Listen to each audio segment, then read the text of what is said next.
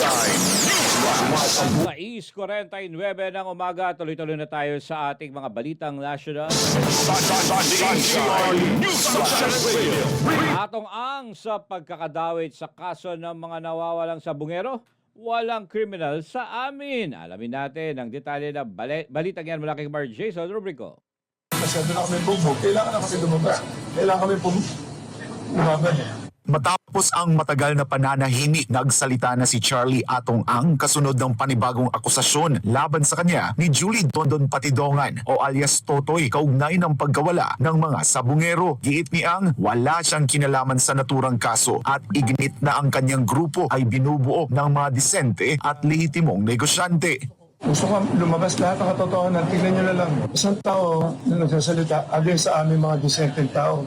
Lahat ng ina-accuse na rito, mga matitinong tao, walang kriminal dito. Masyado na kaming kawawa. Marinding pinabulaanan ni Ang alegasyon na sinubukan niyang suhulan si Patidongan ng 300 million pesos para bawiin ang mga paratang. Sa halip, iginit niyang ang kampo ni Patidongan ang unang lumapit sa kanila at nag-abot ng demand kapalit ng affidavit of recantation na umano'y isusumite sa pulisya. Isa-isa tinatawagan nila, hiningan nila ng pera. Sa akin, ang sinabi sa akin ni Brown, para maayos daw yan, bigyan ko ng 300 million. Kaya namura ko doon nagsimula. As early as February bago siya mag-file, bago siya gumawa ng affidavit. May mga telephone conversation, may telephone call ko dito. Actually, mapapatunayan ko sa inyo yan in the future.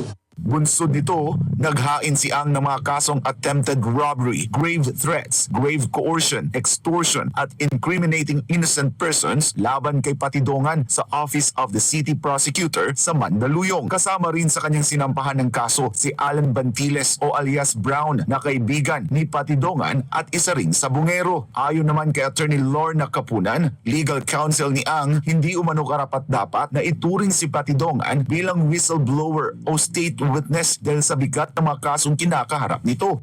So definition ng state witness, dapat person who is the least guilty.